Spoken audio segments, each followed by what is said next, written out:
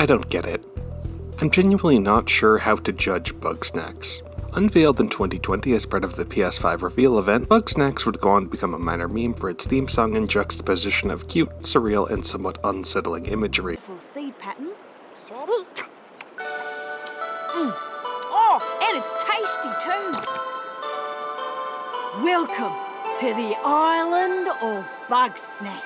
Find a bargain kind of snack. Try to catch it in your trap. Feed somebody and you'll see me out whatever we eat. Find them hiding in the sand, tearing up a ketchup patch. Come to Snack-Tooth Island and discover it's Bugsnax.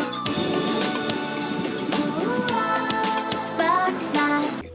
Well, 2 years later, I decided on a whim to give it a spin, and it's a strange one, that's for sure. But maybe not as strange as you might think, given the reputation it's acquired, and that's kind of the problem. Let's start with the basics, shall we? Bugsnax is set in a cartoony world populated by creatures that look like rejected Sesame Street characters. You play as a reporter who's received an invitation from a famous explorer to come and see her newest find, an island populated by Bugsnax, creatures that resemble a hybrid of some kind of food and some kind of arthropod. Naturally, things don't go according to plan. When you get there, the explorer is missing, and the community she established has disbanded, leaving it up to you to get things back on track and find out what happened to her. Bugsnax's core gameplay is kinda hard to describe. I guess it boils down to a mix of first-person adventure game and Mon Collect-em-all, the latter being a genre I have basically zero experience with. The primary gameplay activity is finding out how to catch the titular creatures, a task that's often easier said than done. In between bug hunts, you'll be engaging in lengthy dialogue with the various store-brand Elmos that make up the NPC cast, and I do mean lengthy. For a game whose marketing focused heavily on catching the insect food abominations, you might be surprised by how plot-heavy Bugsnax really is. In addition to the more immediate concerns I outlined above, all the NPCs have their own detailed character arcs, with some surprisingly mature conflicts, both internal and external. This kind of dissonance isn't unique in the indie sphere, but it's still pretty jarring to see these jaw-flapping furry wannabe fraggles engaging in serious, prolonged discussions about their insecurities, relationship troubles, or personal philosophies. What's wrong? There's something off about that grumpus. Fluffy's not so bad. They're just passionate about science. Sure, science. I heard about their experiments, messing with your body. It's weird. What's weird about it? I mean, look at you. How many Bugsnax have you had? Hey!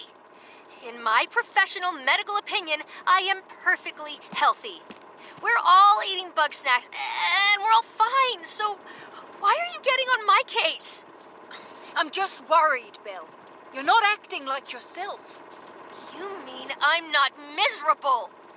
I found a way to make myself useful and happy, to finally take some control over my life, and you're just upset because it doesn't involve you! I'm not upset.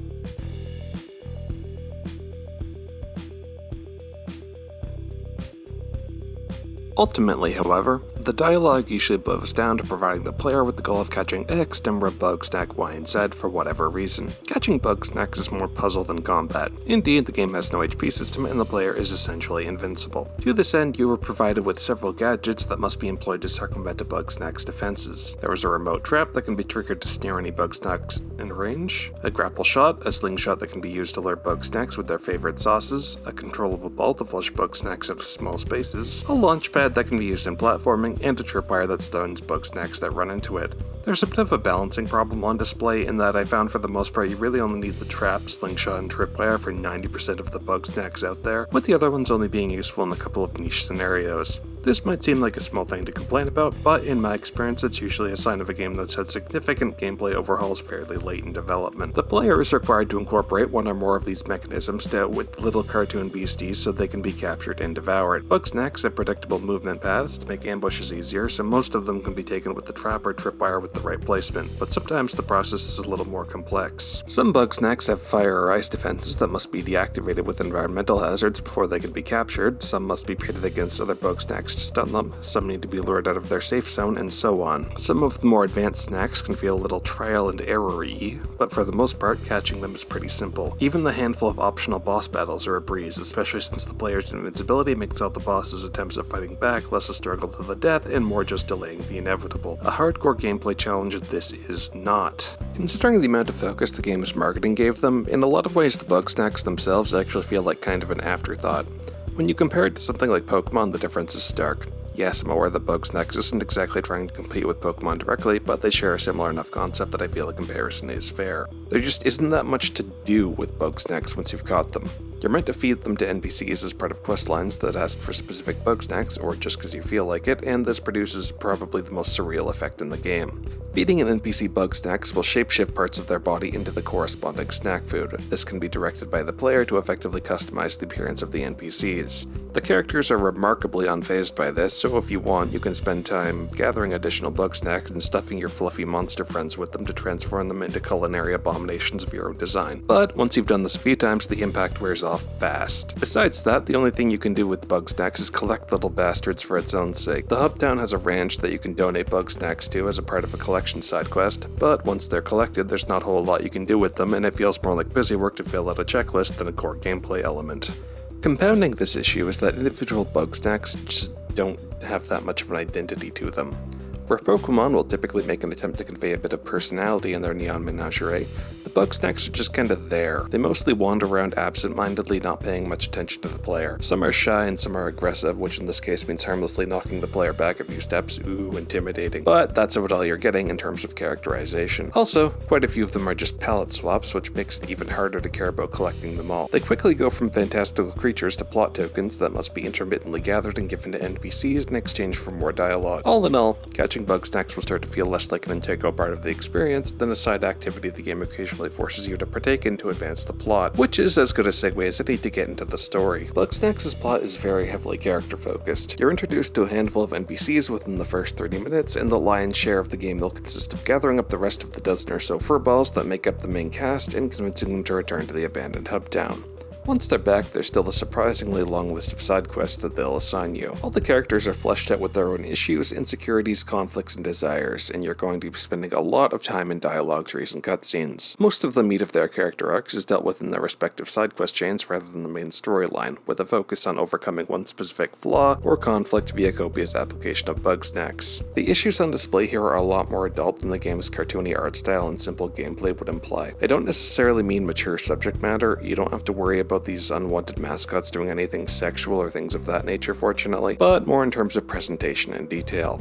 I can't imagine there are many kids who pick up the game to catch cartoony little food beasties who would also be down with a prolonged discussion about relationship insecurities or debates about scientific ethics. Long-winded dialogues can only get you so far though, and on the whole I found the writing kind of lacking. Part of it is how stereotypical the characters are.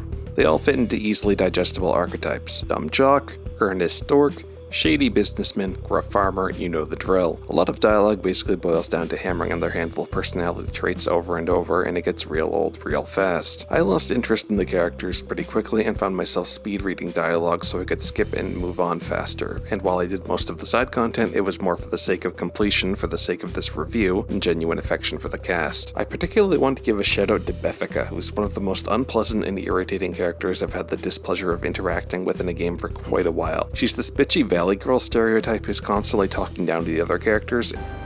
Hey there, Like, oh my Beffica? god, is this squeeb really talking to me right now? I'm not a squeeb.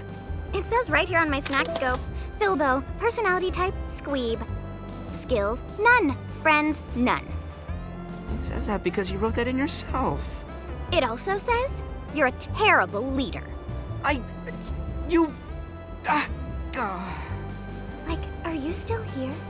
Zonk off, squeeb! And all her side quests have you literally spying on them to tell her their secrets. And then at the conclusion of her side quests, the game has the gall to try and make you feel sorry for her when any sensible person would have turned her into a Muppet meat pie. I feel like a lot of players who might have been lured in by the mimetic weirdness of the game expected a much stranger story than what's actually there. While there are some mildly dark undercurrents and serious topics present, the tone remains pretty consistent throughout the game. This isn't Doki Doki Literature Club, there's no horrific rug pull hiding beneath the cheerful facade. If you go in expecting anything really edgy or out there, you're gonna be disappointed. For the most part, it's basically a children's story with some incongruously verbose and pensive dialogue. I'm going to avoid getting into spoilers here, but I will say while there is kind of a dark twist at the end of the story, at the the same time, it's not really that dark, and it kind of feels forced and unearned. In my cursory research for this piece, I read that the devs had originally planned to go much darker than what we got in the finished game, and honestly I kind of wish they'd stuck to their guns on that one, because the finished product feels like a story with an identity crisis, a game that's too adult for the kiddies and too kiddie for the adults. As it stands, if you want a game about cartoony characters dealing with serious issues with an undercurrent of dread, all I can say is play Night in the Woods instead. In summation, would I recommend Bugsnax? Unfortunately no, not really. It's a game whose disparate parts never really come together into a cohesive whole. The gameplay isn't satisfying enough on its own, the story is long-winded and kinda dull, and the two halves feel tenuously connected at best. The novelty of the experience wears off quickly, and I have to recommend giving this one a miss. The memes may have hyped it up as some kind of bizarre spectacle, but as far as I'm concerned, there's just not much substance to snack on.